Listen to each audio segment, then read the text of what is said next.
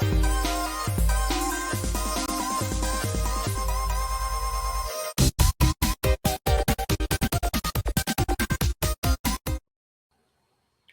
everybody, and welcome to our very special Monday early review video. Yep. I'm Andy. I'm Matt. And I'm here. I'm not. I'm literally here with Infinity Flux Comics. Matt is somewhere else in the. I am in a secret location. No, I am under the weather. I'm not feeling great, so we are doing this remotely. So I'm at home in my library, and Andy's at the store. But we didn't want to. We didn't want to miss bringing you all the good comic preview goodness. We didn't want to leave you high and dry. Yeah, that's how dedicated we are to doing this. It feels like we're doing a podcast or something. Right. But this is our Monday show where we go over some of the biggest books that are releasing this week to your local comic book store, whether that be Infinity Flux, which is where I am at currently, or if you shop with us at infinityflux.net, usually I point to a thing up here. It's not there right now, but it's infinityflux.net. It's not that hard to search for. Or your local comic book store, wherever you get your books from. This will just help you out a little bit knowing what you might be more interested in.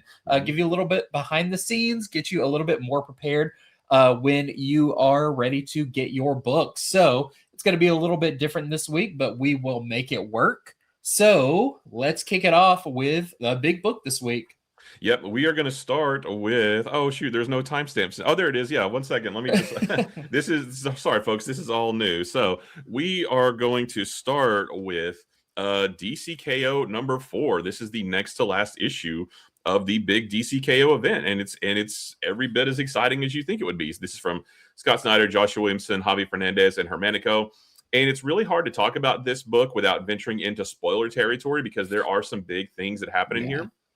And it's impossible to talk about without spoiling the end of DCKO number 3. So if you haven't read that, maybe skip ahead a few minutes in this video so that you don't get spoiled. But I think everybody probably knows the end of that by now. But this is a very, very action-packed issue. The final 4 champions of the tournament are facing off against Darkseid's champions at this point. And of course, if you read DCKO number 3, you know that that's absolute Batman and Superman and Wonder Woman, or at least corrupted versions of them. And it does get explained why they are so mean and why they look so mean and why they're so like angry. Like all of that does get explained, which I was happy about. We do learn who wins the tournament and who will presumably go on to fight Darkseid next issue for the fate of the universe. And we get a little bit more with the Legion of Darkseid, and I'm really interested to see where that goes because we know we're getting a Legion of Superheroes book sometime this year. So there's some weird stuff going on with them, but yeah, I mean, at this point, you know the drill. You know what DCKO is like. You know what to expect from it, and this is action packed. There are some really cool fights. There's some really cool moments. There are some surprising moments. And yeah, people are going to be talking about this one, I believe, especially, you know, after they see, you know, after it's learned publicly who wins the tournament and that kind of thing. But yeah, I mean, it's fantastic. It's exciting. The artwork's great. I mean, I love it. I'm pretty sure this is my pick of the week. Yeah, there's a lot of surprises in this one. I don't want to, it's hard to talk about it and not giving it away, but you know, there's certain team members that do some stuff that you're not too surprised that they would do, but it's still crazy to see.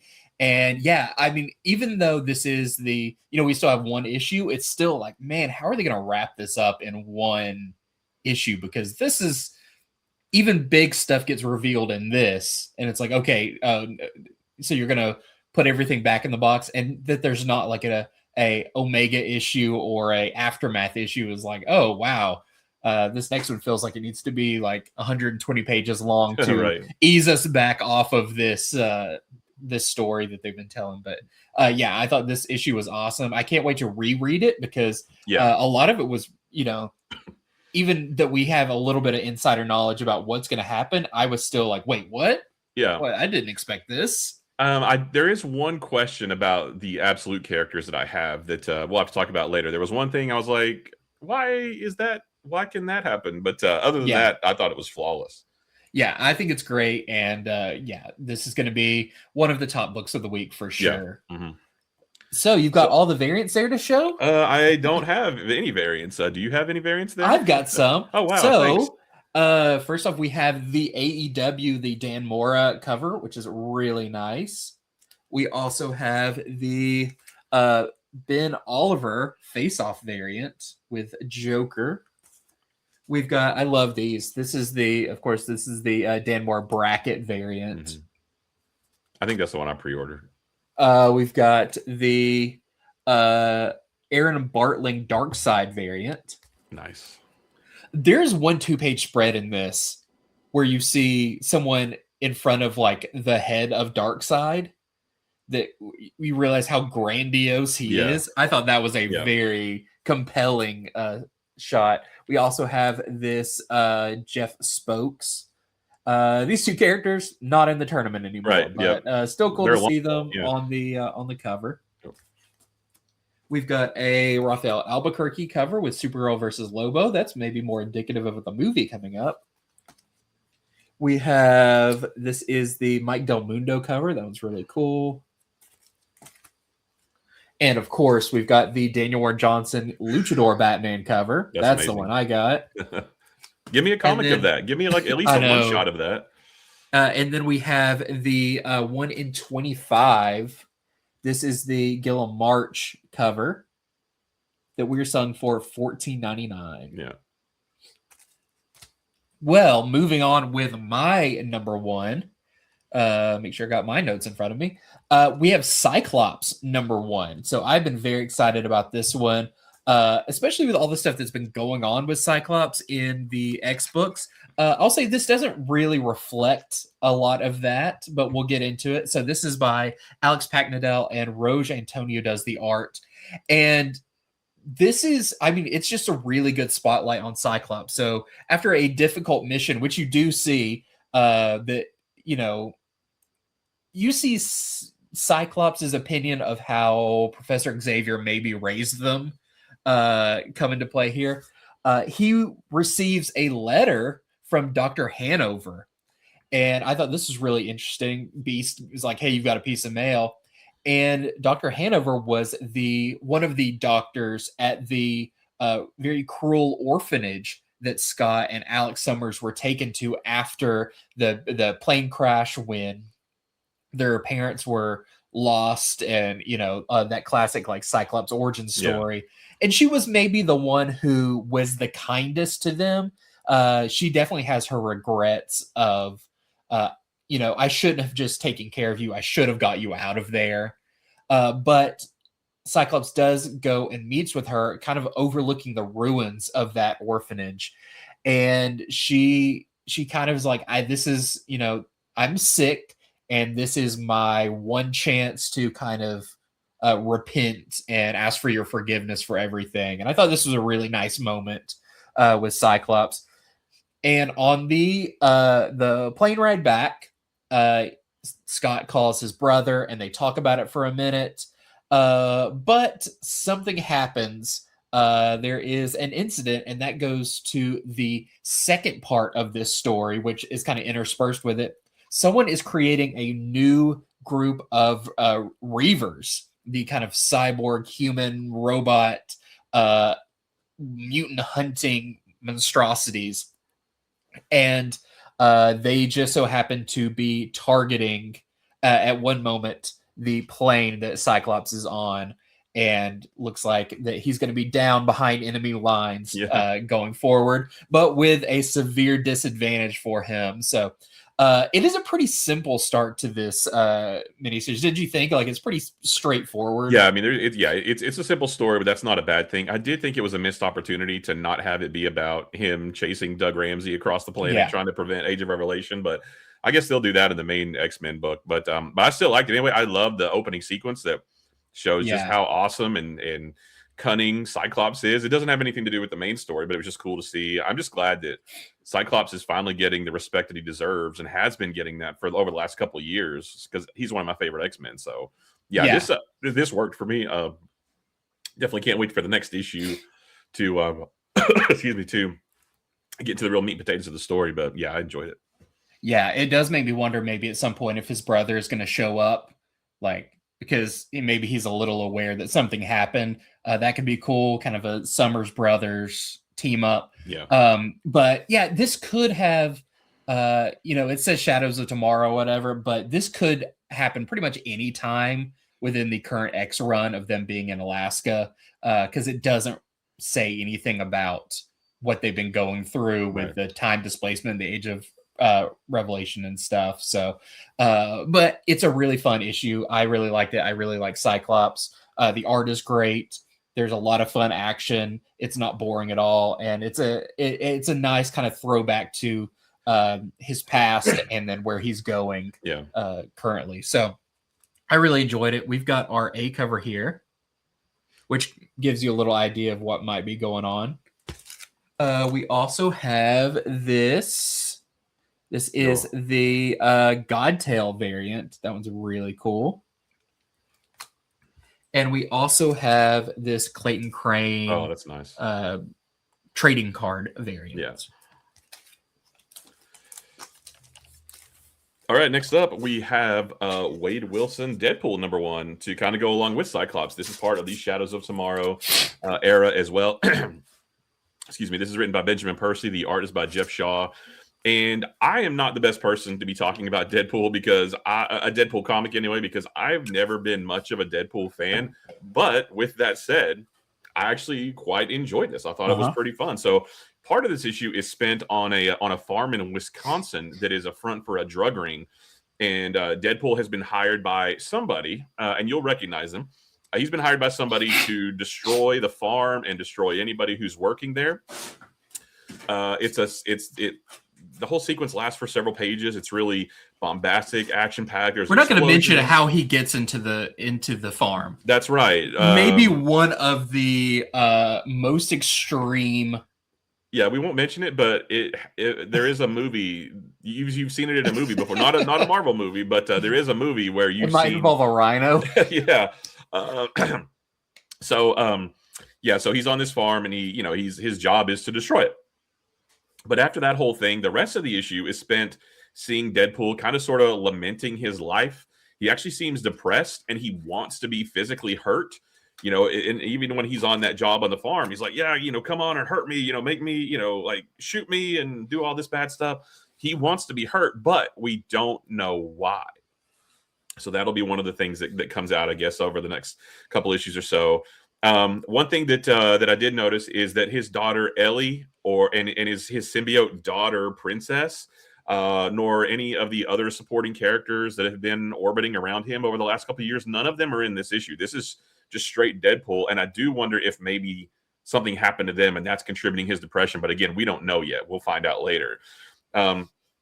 There is something that happens at the end that seems like it'll be the main focus of at least this first story arc.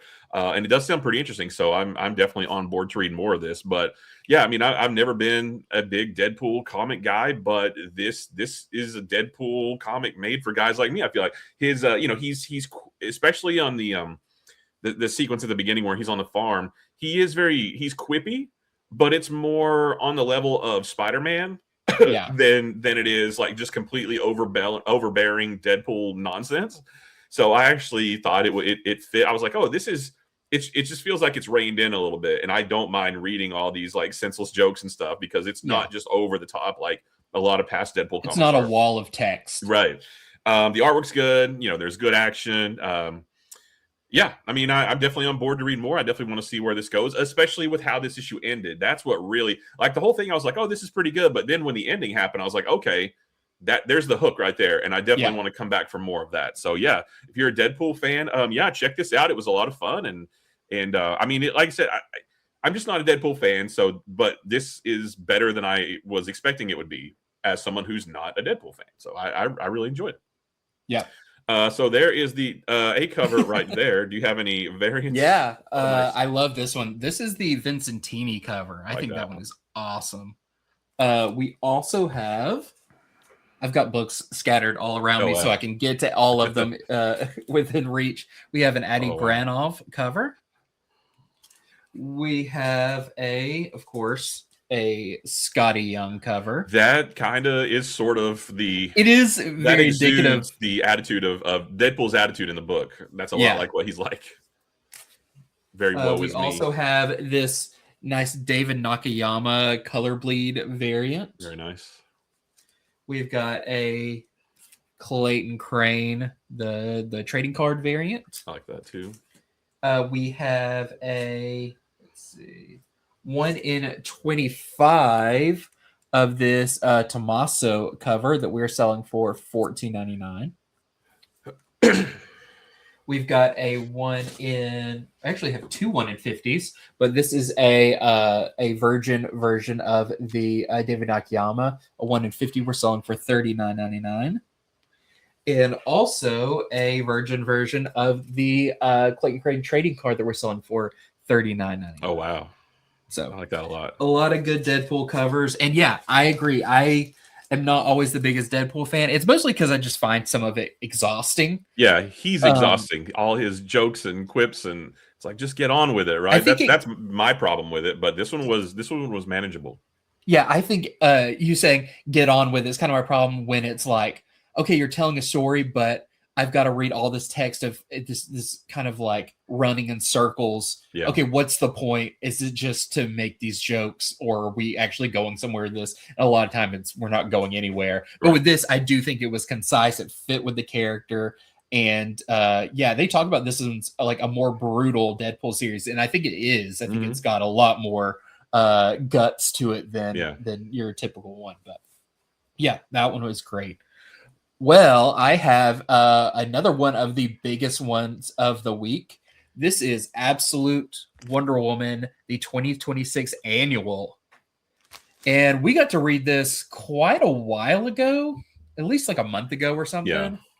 Yeah. And even when I read it then, I was like, holy crap, this is an amazing issue. So the art in this one is by Del Eloise, who is the kind of fill-in, the interstitial artist of this series. Yeah, we've seen him on a couple, 2-3 issues before, and it's beautiful. This is to me the most beautiful book of the year so far. Yeah, there is a kind of a when you see one of the gods in this, I think it's one of the craziest, coolest shots we've seen. But what is this issue about? So this actually kind of picks up on a story from Absolute Wonder Woman number 5, when Wonder Woman was fighting the Tetracide, and she briefly turned into Medusa, which I don't know even if that was like fully explained, because you kind of think, oh, she just like it was just like a using a weird superpower or something, but it actually seems like she became Medusa for a minute, and since this time she has felt horrible for Medusa and the suffering that when she was in that form, she knew that Medusa was going through. And she has been, and you see over and over, like her like doing little adventures, and then at night or whatever, praying to Athena of like, somehow let me do something good for Medusa. Let me understand what I can do or anything about this. Like, she really just wants an audience with Athena to ask about Medusa and the full story. And that keeps getting pushed off until one day her prayer is answered and Wonder Woman gets to go face to face with Athena in her godly realm in all of her godly glory. And it's pretty insane looking. Like, she is decked out in armor and gold, and it's really, really cool. But Athena says, I've heard you, and I'll let you do something about this, but you have to like make a sacrifice essentially to do this. And Wonder Woman's like, okay, how about a trade for something?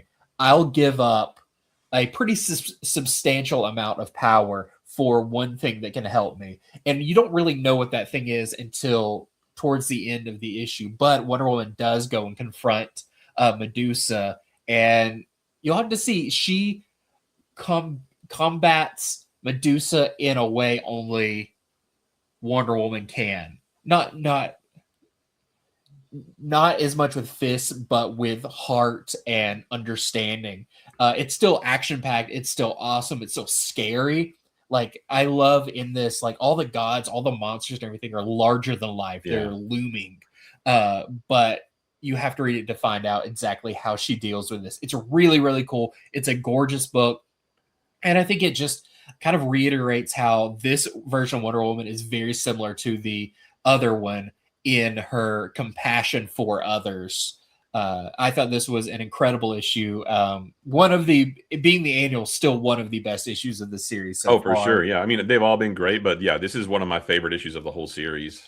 Yeah. From the art to the storytelling, it's kind of a one and done story. But it still feels impactful for the entire a series, and we could see maybe, Wonder Woman's building up a lot of friends, right? And she may need to call them those friends at some point. So this was awesome. I loved it.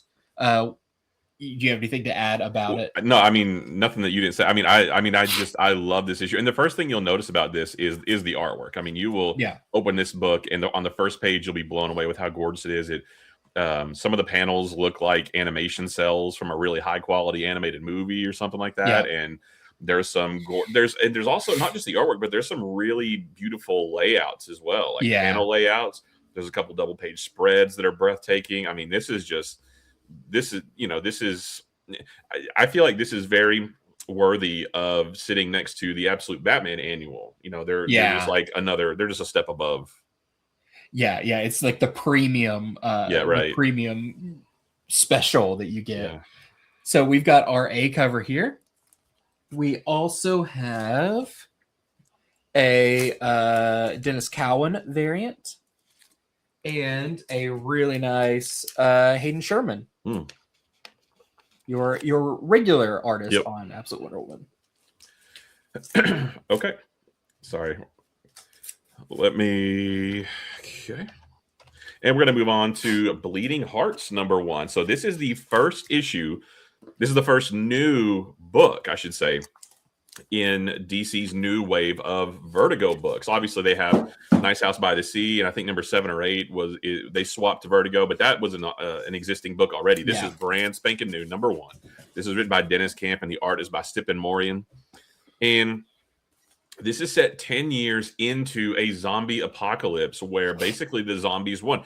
Let me go ahead and tell you, this isn't like Walking Dead. This isn't Walking Dead zombies, okay? So if you're kind of like, oh, more zombie books, this is completely unique. The zombies won. The zombies are running the world, basically, and they have created their own society, their own language, their own personalities. Like, they actually talk to each other as if they're quote-unquote normal people.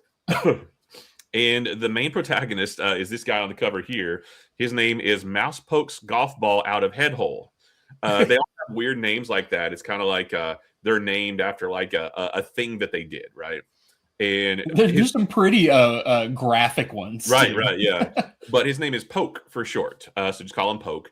And one day he is stunned to learn that his heart has started beating again. Which, zombies are dead. They're not supposed to have beating hearts, right? And so that one event starts to change his perception of his life and how the zombies live their lives. But he doesn't tell anybody, not even his best friend, Mush, who I don't remember what his long name was, but he has a bunch of mushrooms all over his body. So he doesn't tell his best friend. And this first issue mostly serves as an introduction to Poke and Mush and the world that this takes place in. But at the end of the issue, Poke does make another discovery that does get fleshed out more next issue. So we actually got preview copies of issue #1 and 2 at the same time a few weeks ago, and I went ahead and read #2 as well. And as good as this is, I will say that it wasn't until issue #2 that it fully got its hooks in me. But once it did, I was like, I am sold. Give me the rest of the series. So you might be different, but the first issue was cool, but I was like, where, what is this going to be about? Where is this going? And then #2 is very good as well. And #2 starts to form the story and the world and the situations they're going to be in. So yeah, #2, look for that in next month, I guess. But this is a great start to a new wave of Vertigo books. We will have another one next week to talk about next Monday. But yeah, I mean, I just thought it was great, unique. It's not. I will say that it's not quite as out there as some of Dennis Camp's other books, like yeah, like Assorted Crisis Events or even Absolute Martian Manhunter. This is a little bit more straightforward, especially after the second issue. But yeah, I thought it was fantastic, and I'm definitely I'm in. I'm all in on this series. I don't know if it's going to be a mini series or an ongoing. I don't know. It feels like, especially the first issue. I haven't read the second one yet. I really like the first issue, but it is a lot of kind of world building of like, here's how the zombies work in this universe, and here's what their goals are. Here's why they want to eat things. Like it's a whole lot of here's our version of zombies. Yeah, and that's not bad because you do need to establish that story and you need to establish the world. But that's why I liked this. That's why it took until the second issue to get its hooks in me, because it's like, okay, issue number 1, we're past that now, and now we're starting to get to the meat and potatoes of the actual story, and that's a story that I'm wildly interested in. So I'm completely sold. Completely sold on this. It's a great start to new Vertigo books. And yeah, I mean, everybody should check it out, especially Dennis Camp fans. The artwork is fantastic. I was about to say the art is super unique. It's not like anything out mainstream right now. Yeah, I think Stipp and Morgan is going to be doing an issue of Ultimates here pretty soon with Dennis Camp. Wow. Right? I think it's the Thor centric issue, I believe. So we'll get more of this. It gives me vibes of almost like the Toxic Avenger type stuff. Like everybody's kind of gross looking, right? Yeah, I know they're zombies, but like they've got that extra just grubby factor. Yeah, but yeah, I completely enjoyed it. Completely recommend it. If you're looking for something different, not superheroes or anything, and it's not even really a horror book either. It's not it's not zombie horror like maybe Walking Dead can be. It's just a story about zombies, and how nice they are. So yeah, that is the A cover right there. Did you grab any? Yeah, we also have a Nick Dragotta variant. Oh, very nice. We have this is one of your connecting the Martinez variants, which there's some other stuff on here. I'm like, what book has this big Battle Axe Night guy in it, or this little purple cat? Like I want those books too. Give me a crisis level book with all the Vertigo characters. And then I love this one. This is the Chris Pachalo variant. Super cool. Yeah, I love this. It definitely felt like a Vertigo book, which if you've read a Vertigo book or know about Vertigo, there's a certain flavor that they hit. Yeah. And it hits that of being a little bit out there, a little bit weird, but definitely a lot of heart and a lot of like rich in story. So I love that. Plus you just want to see 2 best friend zombies. It's great. Right. Well, next up I have Star Wars Jar Jar. This is a one-shot, and this book is really interesting. So this is actually written or co-written by Ahmed Best, who portrayed Jar Jar back in episode 1, and then more recently has played the character Kelleran Beck, who is the Jedi that rescued Grogu from the Order 66 in the Jedi Temple, and was the host of the Kids Jedi show on Disney Plus for a little bit. He's kind of a character that Ahmed Best has kind of built up himself, and then suddenly is now like he has Lego sets of him and everything, which is really cool. It's also co-written by Marc Guggenheim, who's done a bunch of Star Wars stuff. And the art is by Kieran McCown and Laura Braga. And this is set around the time of Revenge of the Sith. This is before Order 66, but it's after Jar Jar has been kind of the deciding vote in giving supreme I forgot what they to give emergency power to Palpatine that eventually leads him to become the Emperor. And it's interesting. It begins with Jar Jar and Rick Oley, who is the pilot from episode 1, which I love. And he was my first Star Wars episode 1 action figure because I thought he would be a big deal. And he's in like 5 minutes of the movie. He's a little guy, right? No, he's a pilot. He's like one of the first lines in episode 1. He kind of tells Anakin like, "Hey, you know your stuff about flying." Yeah. But Jar Jar and him are on a mission to the planet it says Uruk-hai. My thing like auto-corrected, which is It's not Uruk-hai because that is a Lord of the Rings Lord thing. of the Rings. They're going to a nerd planet. Building Yeah. together. They're going to a planet, and they, Jar Jar's like, oh, this is great. This is gonna be a simple mission. And then he gets there and learns like maybe this isn't the nicest planet. He gets like, he's like, oh, where's the place that I'm going to, like the diplomat place or whatever. And a guy's like, oh, I'll show you, and then takes him in a back alley. He's like, I'll show you once you give me all your money and stuff. But quickly he is saved by Keller and Beck, who is actually his contact on this planet. Even Jar Jar didn't know that was his contact. But it's cool because you get Jar Jar and Keller and Beck, both characters that Ahmed Best played, meeting each other. And Keller and Beck's like, hey, I actually really need to show you what's going on this planet. And he takes him to a kind of like this almost like a quarry or something, and there's a lot of like locals like digging, and he's like, yeah, these are basically like slave labor. And Jar Jar's like, that can't happen. The Republic has a thing that keeps that from happening. And he's like, nope, because of the emergency power you gave to Palpatine, he let this happen. And most of this is a book about Jar Jar learning, hey, you really messed up by giving Palpatine all this power. What are you going to do about it?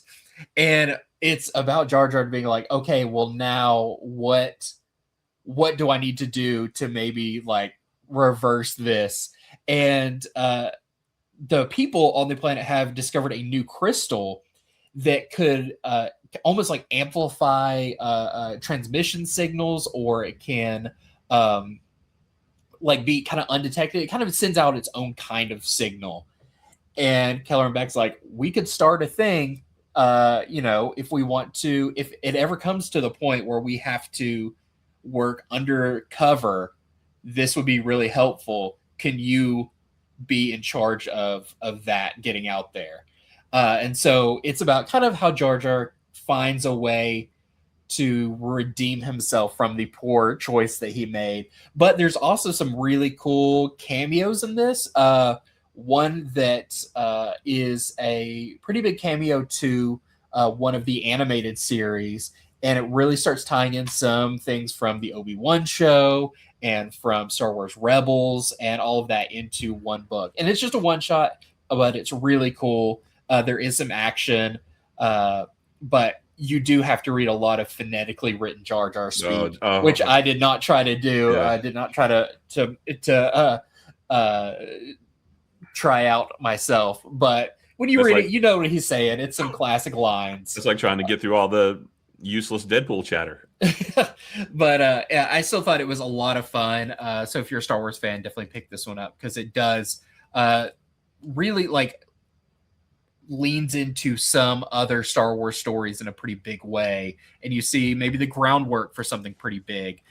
So yep, we just have this is your A cover, and I think we've got a couple of other covers. So we have the Black History Month variant. I think this is a connecting variant. I don't remember which book it connects with. Another one shot or something coming out. And then we also have this Dave Watcher variant with both of them on there. Ahmed Best is on there. Yep. Okay. Moving on, we have one I've been really looking forward to for a while. This is Marc Spector Moon Knight #1. Marc Spector Moon Knight is back. So this is still written by Jed MacKay. The art is still by Devmalya Pramanik, who was your main creative team on the previous run. Of course, Devmalya kind of hopped off at the last few issues, presumably to go ahead and get started on this, I guess. But your main Moon Knight creative team from the last, most of the last run is back.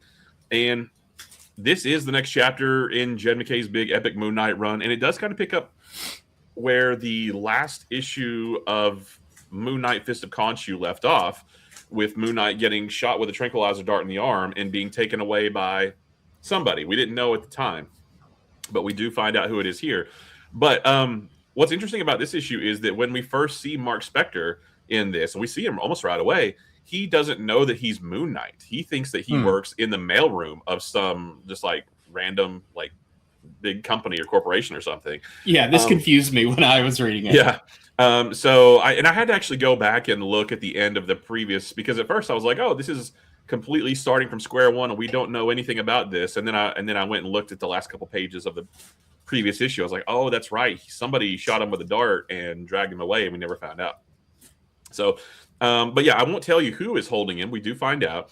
But and I'm not going to tell you why they're doing it either, because I don't know why. We're not supposed to know why yet. They are trying to get a piece of information from him, and they're using this whole like fake mailroom ruse to try to get that information out of him. So they've messed with his mind a little bit, and for a couple weeks, for over 2 weeks actually, he goes through this routine of walking around, delivering fake mail in this fake office. They've set up all these little fake offices. There's cubicles and all the kinds of stuff. And they keep they're doing that to get this piece of information from him. They have also set up a fake apartment for him in that same compound that they're holding him. What's interesting is in that fake apartment, there's a TV that does not work, but in Marc Spector's mind, it does work.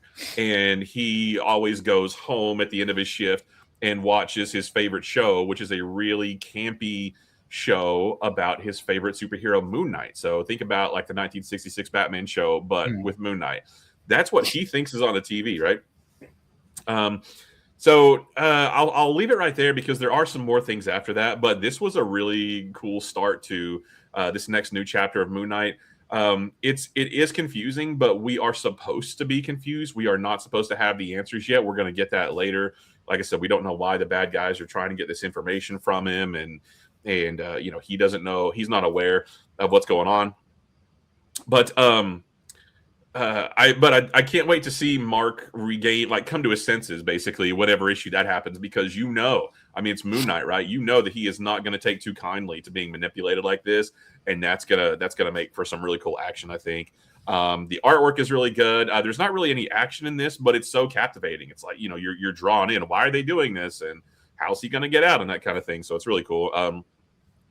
I've loved Moon Knight since Jed MacKay took over, back in 2021 with his first run. 5 years later, almost 5 years later, it's still one of Marvel's best books. So, yeah, like I said, a little bit of a confusing issue, but you're supposed to be confused, and we'll get the answers later. Probably, maybe next issue, but I'm not sure. Maybe. That's kind of the MO with Moon Knight. Is like you're supposed to be a little confused because it's the character. Yeah.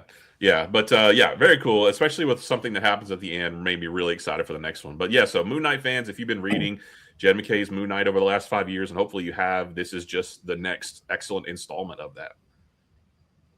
So that is our A cover right there. And check out this. This is the foil Ryan Stegman cover. Oh my gosh. I don't think I ordered. Foil. What's the price tag on that? $9.99. Okay, I don't think I pre-ordered that, but maybe I should. Maybe I should get on the really, website. Really cool. Yeah, I love Ryan Stegman. He does a great Moon Knight. Maybe I should get on the website, which is infinityflux.net, and order it right now. infinityflux.net. It's right there. Can't you see it? It's camouflaged. Well, next up, I have a brand new book from Mad Cave, and this one is really fun. This is Barbarian Behind Bars. So this is by Elliot Kalin and Andrea Muti.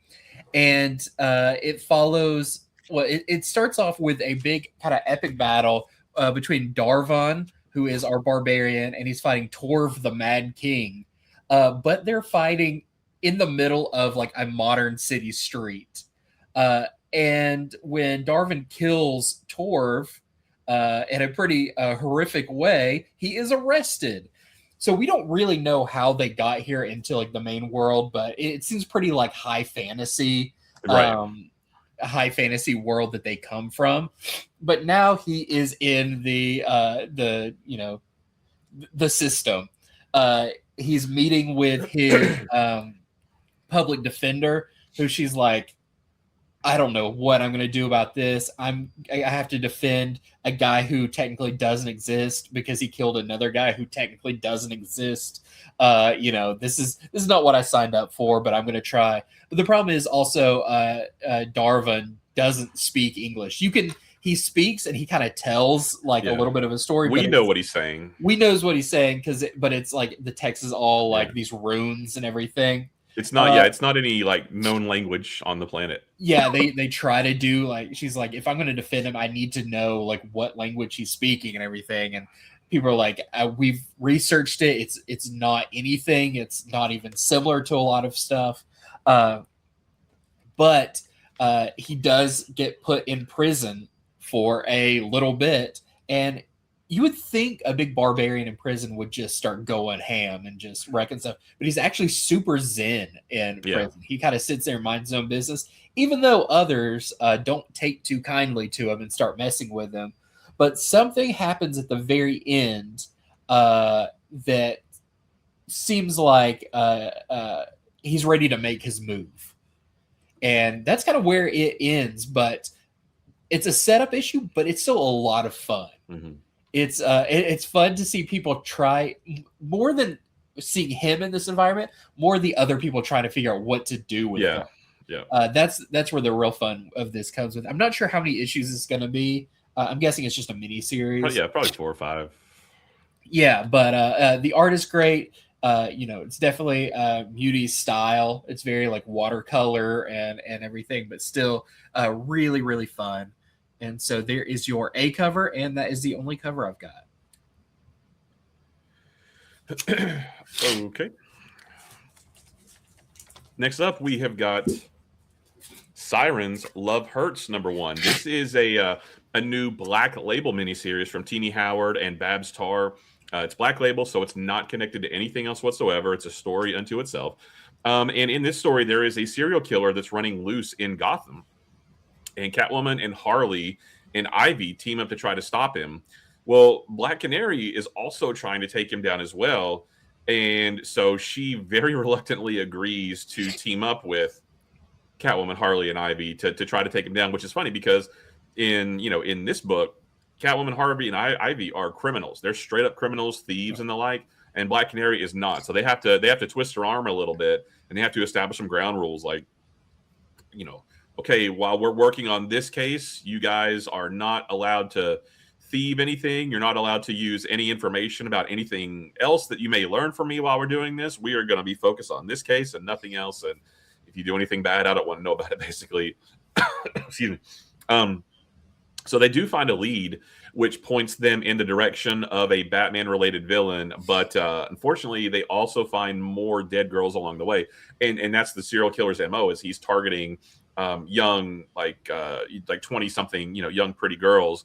And that, they're definitely on the move to take him down. And so it's kind of a murder mystery. It's also a little bit fun, because it's fun to see these 4 characters. In the mainline universe, they all know each other really well, and they do here too. But they're very on opposite sides of the law. Whereas in the main universe, it's a little bit more of a gray area.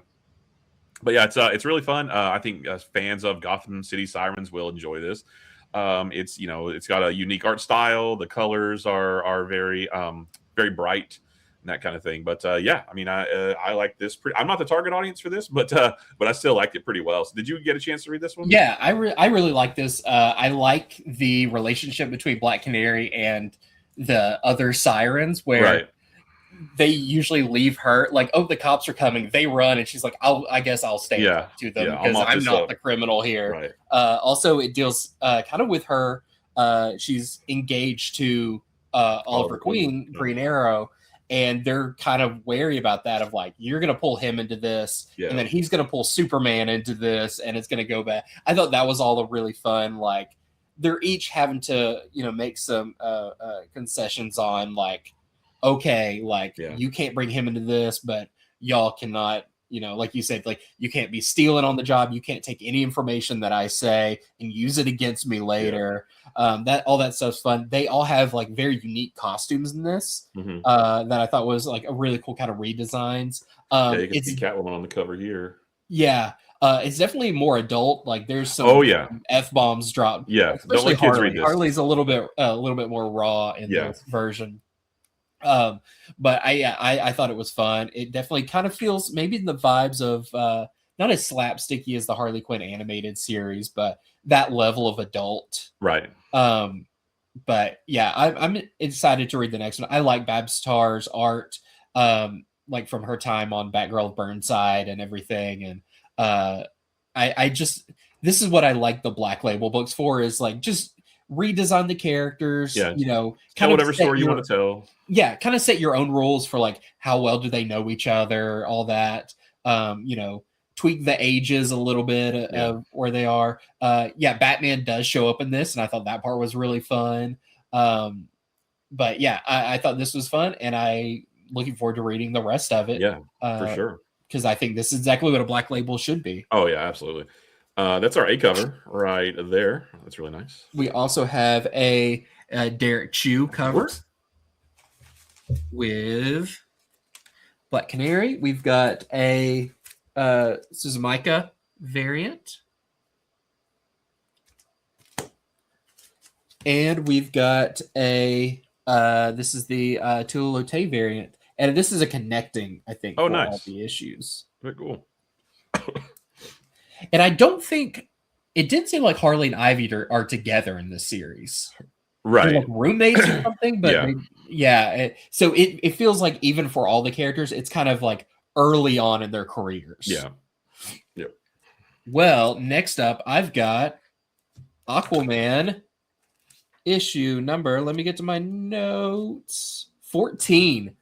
And this is after you read this one, you texted me about it, and like, this was good, but kind of confusing. Yeah. I think I finally figured it out by the time I got to the end. I was like, oh, because I've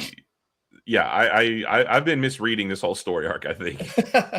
So now I get it, but it took a while. Yeah, it's one of the more like complex Aquaman stories, just with like characters posing as other characters and everything. So most of this issue focuses on on Mara's mother. Right. Her mother's name is Lilana, who is posing as Mara's daughter, which I thought she had done some like spell to look like her. But apparently that's just what she looks like. Well, that's where I got confused. So much like her. Yeah. Which I guess, is, for Mara, who is now an adult. She hadn't seen her mom like since she was a baby, so she doesn't exactly remember. So if she comes along, has all the same powers, and says, "I'm your mother," like I guess that, or it says, "I'm your daughter," it makes sense. And that she looks like what Andy, Aquaman and Mara's daughter, looked like in Future State. Mm-hmm. We all kind of just bought it too. Yeah. So that does make it a little confusing that she didn't like reveal and she looks completely different. It's like, no, that's just what she looks like. But you get the backstory on her and, when she had Mara, and then when she became like the Crimson Queen is what she's called later. Now, I don't want to get too much into the issue because it is a lot of, you had to have been reading Aquaman. The really interesting thing comes towards the end. So we'll say this is the issue before the title changes to Emperor Aquaman, and that's because of events post DCKO. But this does the best word I can think of is interfere with some of the stuff in DCKO. Something that I didn't know was even capable of doing. That the Crimson Queen Lilana is able to do that does directly impact a part of the KO event. Right. I don't know how to make it without spoiling it, but it's something that I wonder about, and I wonder after this, the characters, once they are back among the living or whatever, look around and wonder about Aquaman. Mm-hmm. But then there is a kind of an epilogue page that also is pretty, not confusing, but like, wait, now what's happening? This ends off in a very strange place, but not bad. Just like, oh, I have a lot of questions for what's coming up next in Aquaman. So, yes, it is a DCKO tie-in, and the fact of it happens during the fight or whatever's going on, just, on the surface. But also there is kind of part of it that touches an area of the KO event in a very unique way. Yeah, it's not much of a DCKO tie-in if you're trying to figure out the necessary books. Just for DCKO, you don't need to read this, but this has more to do with what's coming for Aquaman himself next after the tournament, like you said. And we kind of know a little bit of what that Emperor Aquaman series is going to be, and it sounds awesome. Yeah, why he's called that and what he sees as his new job. So yeah, that's really cool. But yeah, if you're just trying to read the main story of DCKO, this is not that kind of tie-in. It's more on the fringes of that. Yeah. But we've got our A cover here. We have a Nathan Zerdy variant. And this one's really fun. This is the Yildrim variant. Yeah, that was great. All right, so moving on, we've got Just Brutal #1. This is a new book from Ignition Press. Guys, don't sleep on the Ignition Press book. So this is written by Dennis Hopeless. The art is by Brom Revel. And this is centered around this family on the cover right here. They're the Savage family. Their last name is Savage. You know, Ben Savage, Fred Savage from the Wonder Years. It's those guys. Oh, okay. Yeah. But this book is narrated via fourth wall breaks by Jordan Savage, who is this kid right here, down here on the, so he's 16 years old. He's a little bit introverted, a little bit quiet. And he talks to us, the audience, directly about what's going on. And he really likes to make movies. He lives with his mother and his stepfather. His mother and father are no longer married. His stepfather's a nice guy, but he doesn't like him very much. Jordan doesn't really like his stepfather all that much. But in reality, and this is not a spoiler, this is what the series is about. In reality, his mother and his real father are ancient death-dealing barbarian warriors who've been living quietly for 3,000 years, just amongst all of us. Now, we don't see it in this issue, but the Savage parents have this mortal enemy, the evil sorcerer warlord Farklar the Fleshless, who, according to the summary on the back of this, has returned. And so this series is going to be about them, his mother and father, kind of like, getting back in the fight and trying to take down their enemy. In this issue, we do see the parents fight some monsters, but it isn't quite explained what's going on yet. So this, just on its own, the first issue is a little bit confusing because there's monsters that look like this, and the dad fights them, but you're like, what is going on? But there is a summary on the back that Ignition Press puts on all their books, all that text right there that kind of gives you an idea about what this series is about. So I do recommend reading that synopsis on the back, and then you'll understand this a little bit more. But yeah, it is really fun. It's got cool monster designs and artwork and colors and action and blood and all that kind of stuff. And it's going to be cool to see mother and father Savage trying to fight this bad guy with their kids in tow, because they've never really experienced this before. I don't know how many issues this is going to be, but probably 5 or so. But yeah, it's really fun. Did you read this one? I did not get. This is one of the few I did not get a chance to read. Yeah, it was a good time though. So again, Ignition Press books, though, don't sleep on these because almost all of them have been phenomenal. So yeah, this is really good. That is the A cover. Do we have any variants for this one? Yeah, we have a Jorge Corona variant. Oh wow, really? Yeah, cool. That's Jordan Savage, the 16-year-old son. Yeah, and that's kind of what this is like. A bunch of weird looking monsters, and what's he gonna do about it? And then we also have a Noel Kelly 1 in 10 variant, and that's his sister. I forgot to write down her name. And we were selling this one for $11.99. Yeah, so another Ignition Press book. I like the pace they're putting these out. Yeah, it doesn't feel like too much, but it keeps them enough to keep them kind of on the forefront of your mind. Yeah, when they come out. Well, next up, I have Black Cat issue number 7.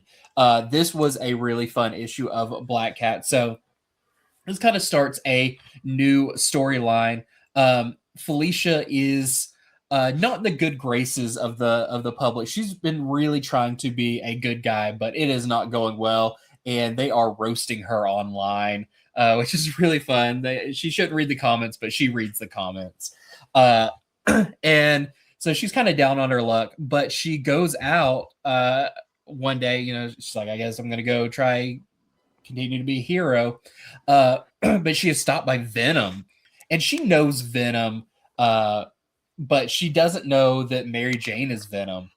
And when Mary Jane kind of, she's, Felicia's walking away, and then suddenly the voice changes from being Venom's to being one that she recognizes, and she turns around, realizes that Mary Jane is now Venom. And MJ comes to her and says, "Hey, I need some help." And it is a really kind of a weird thing she needs help with. And I'm looking forward to future issues to know exactly how all this happened. But she says, "I need you to help me steal something back. I have an old tape, an audition tape, that if it falls into the wrong hands, could be really bad for my career. And I think someone has it, and they're going to try to blackmail me." And Felicia's like, "Okay, well, where is it?" And it turns out it's being kept in the negative zone. And she's like, "How did it get in the negative zone?" Mary Jane's like, "I don't know. Hopefully we'll figure that along the way." And that's what I want to know, is why does something so just like menial innocuous, immediately I'm like, it's like Mojo have it because he wants to, like, or something really crazy. But it means that Mary Jane and Felicia are going to have to go on this crazy universe hopping, or at least, from the main to the negative zone, journey adventure to try to get this back. And it's really fun, just a little bit we see here, because they know where one of the gates is to the negative zone, but they got to get there. That part's really fun. It's just another great issue of Black Cat, and I'm looking forward to seeing where this one goes. So there's your A cover, this great Adam Hughes cover. And we also have, let's see, this is the really nice Talavera cover. We have this Kari Andrews connecting variant. We have this Gleb Melkinov variant, and that's your interior artist. And then I love this one too. This is your Elizabeth Torque 1 in 25 variant that we are selling for $14.99. Very nice. Okay, so we're going to move on to a Boom book.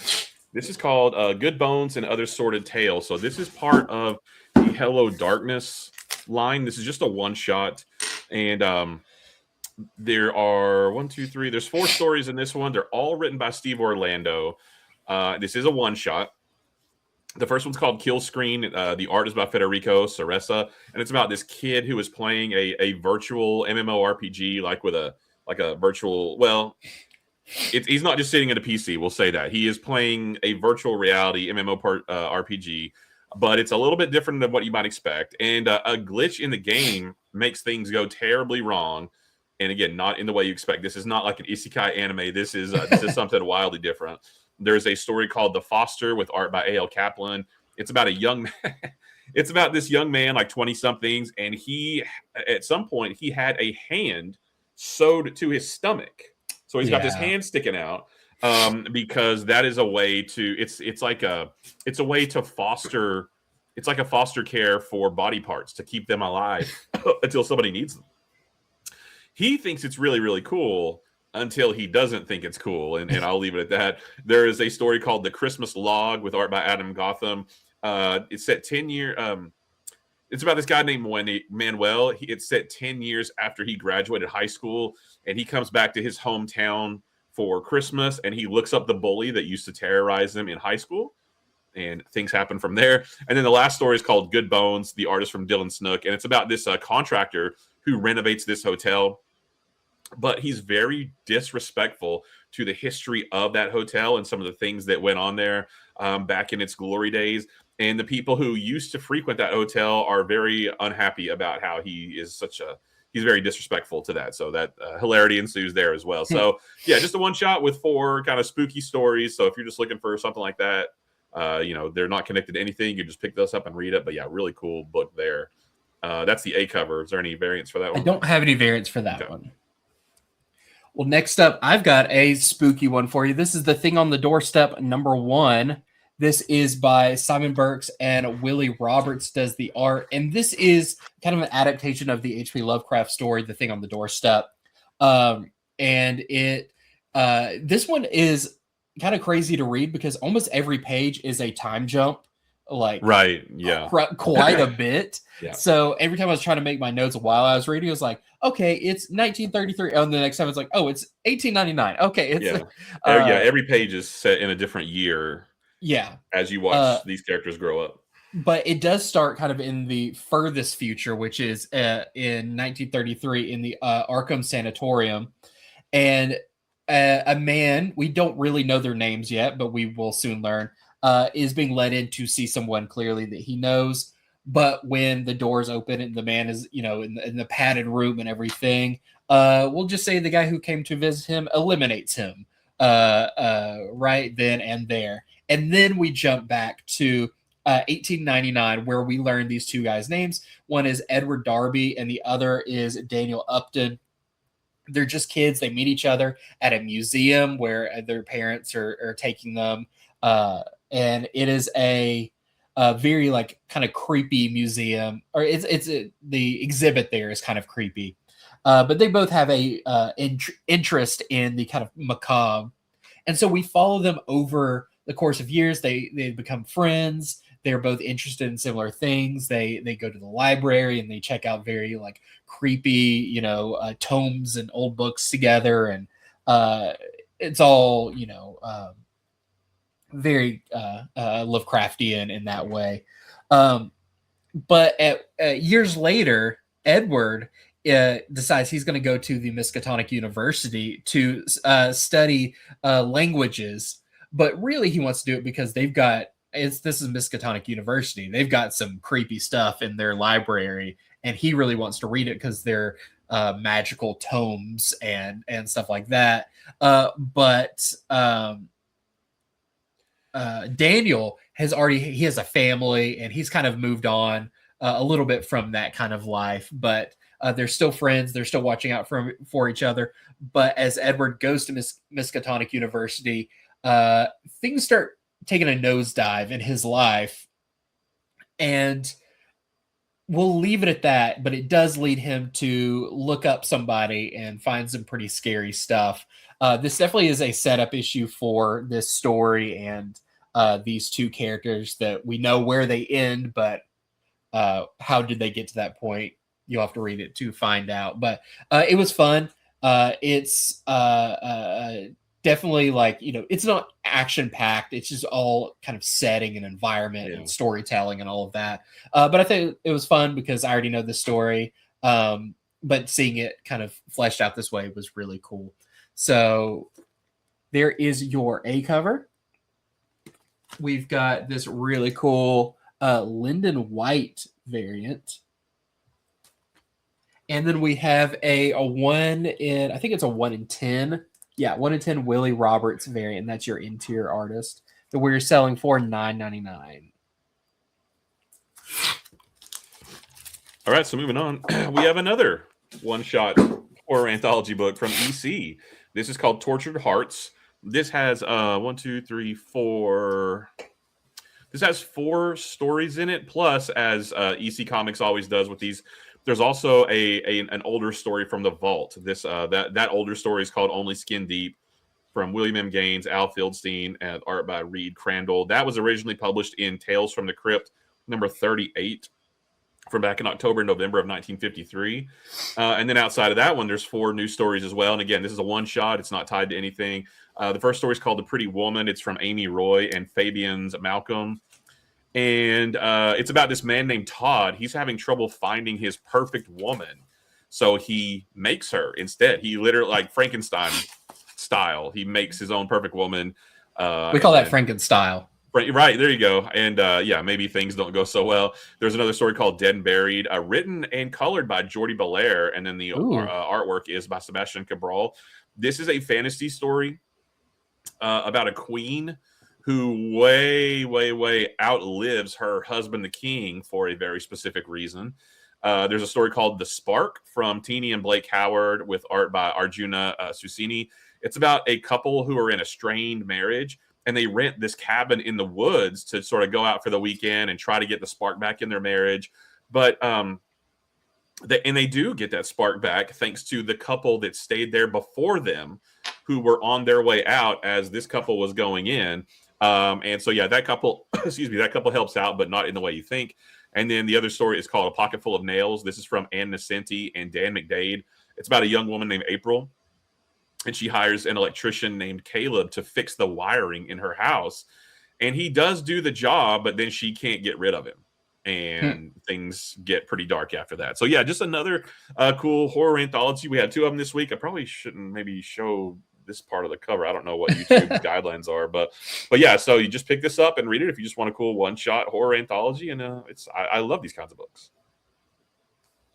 Well, I've got a new one from the Hellboy universe, and this one's pretty deep in the Hellboy universe. This is The Crown: A Tale of Hell, #1. This is actually written by Mike Mignola and Todd Mignola, the brothers, coming here to tell a story about brothers. The art in this is by Warwick Johnson Caldwell. And it's really fun. So this is set before Hellboy is born, but in hell in the city of Pandemonium, which we see in like Hellboy in Hell later on. But it's about his brothers, specifically 2 of his brothers, who are both kind of in line to inherit their father's crown. And their father is kind of an archdemon named Azael. And he's just really exhausted with these 2 brothers. And he has a preferred brother that he wants to give this to. But his wife, who is for some reason kind of bound to this rock for eternity in hell. But on occasion, she's let out to come up and then she visits with her kids. It's almost like they're in a separated family. But her separation is she's like, eternal damnation in hell for some reason. But she comes up and the kids, these 2 demons are like, oh, Mom, here's what we've been up to. I've been doing this and I've been doing this. And one of them has been leading a army of demons and building up this army and taking over other parts of hell. But he's a little dumb. He's just kind of a big brutish demon. The other one is more of a bookish demon who is smarter and more savvy and looks down on his other brother because he's not as smart. But the father favors the bookish one and the mother favors the strong one. But she's gonna maybe play against her husband and figure out a way to get her favorite child in that position. But I believe later we find out that Hellboy is the one who is up for this position when he's born. So I'm interested to see how that goes. But this is really fun. Like a lot of Hellboy stuff, it's very like dark material, but with very just like blue collar, super relatable characters. Like Hellboy is just a super relatable character. This is just a family that's just not getting along, and they're playing favorites and stuff. So I thought this was a lot of fun. We have our A cover here. That's your interior artist. It's very I don't want to say cartoony, but it's very non-realistic looking. You'd see kind of how Hellboy looks like down here. It's kind of that style. And then we've got this beautiful Mike Mignola B cover. Wow. Sorry, I'm trying to get some notes in here. Okay. Next up for me is Alien versus Captain America #4. This is actually the final issue of this miniseries. Oh wow, that's short. Yeah, so I was expecting one more, but no, this is the end. So because it's the end, I can't say too much, but I will say that it starts with the battle on Omaha Beach back in 1944, right? The storm of the beaches of Normandy, right? Like that big battle. Only this time, there's lots of xenomorphs.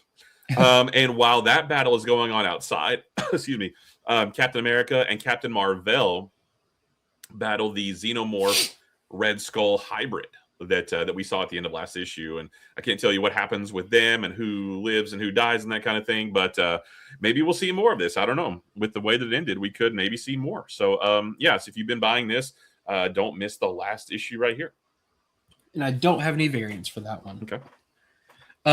And I briefly want to mention Venom #254. This was a fun issue because this is almost an all-action issue. Yeah, we saw Venom face off against Madam Mask, who's now in this big AIM suit.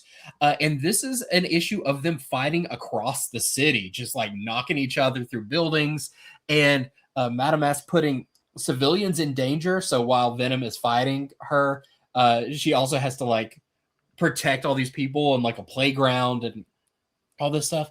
They banter back and forth, but really this is just a spotlight. Carlos Gomez's art is phenomenal in this, and it's just fun, all out action issue. It does have the briefest nod. I wouldn't even say a lead in or anything, just a nod to what's to come in Death Spiral. Like a tiny little seed. A tiny little seed of another character we're going to see in there. Yeah, because next issue is we're in Death Spiral by the time the next issue comes out. Yes, but this is just a phenomenal issue. I thought this was so much fun. The art is great, and if you're just looking for an action-packed issue, that is what this is. So we've got our A cover right here, and we've got this Caballero variant. We've got this David Nakayama color block red variant. That's not Venom. Yeah, I know. Nope, not on this one. And then we have a 1 in 25 Lionel Francis Yu variant that we're selling for $14.99. That's a lot of what this issue. That's a very good representation of this issue. And you do actually see what happens to the person on the inside of Venom when they get punched in the gut. It's painful. All right, next up, I've got Planet She-Hulk number 4. And in this one, you get this in the issue. She-Hulk fights Jack of Hearts, which showed up surprisingly at the end of last issue. And if she wins, then Quaid goes free. That's the guy who she's like trying to defend, trying to get off of his murder charge. If she loses, then Quaid gets executed. And this isn't like she's his representative, she's his lawyer, but this isn't like a courtroom trial. This is a trial by combat. And I don't remember the main bad guy's name, but he has brought in Jack of Hearts to be his representative. There is some good action in this, but we still don't know why Jack of Hearts is acting like this. It's probably some kind of brainwashing or something, but we don't quite know yet. But lots of action in this one. I think this one is ending with number 6, so I think we only have a couple issues left. I might this be wrong is a pretty that. Surprising final page where I was like, I did not see it going that direction. Yeah, for sure. So, just the next issue of Planet She-Hulk. That's the A cover, and I don't know if you have any variants for that either. Yeah, and I've got the Marvel Cosmic Invasion variant as well with She-Hulk and Rocket Raccoon. Yeah. Well, lastly for me, I just briefly want to mention Supergirl issue number 10. This one was fun, and this one is, why is Kara interested in this guy? Definitely not her type, with all these like tattoos and leather and all of that. It could have anything to do with this big rock of an earring that kind of resembles a form of kryptonite. But it does lead in very, briefly, like final page, lead into the Reign of the Superboys story that we are going to be getting. I'm excited for that. So I'm very excited for that. That'll be in the next issue of Supergirl and some of the upcoming Super Family issues going forward.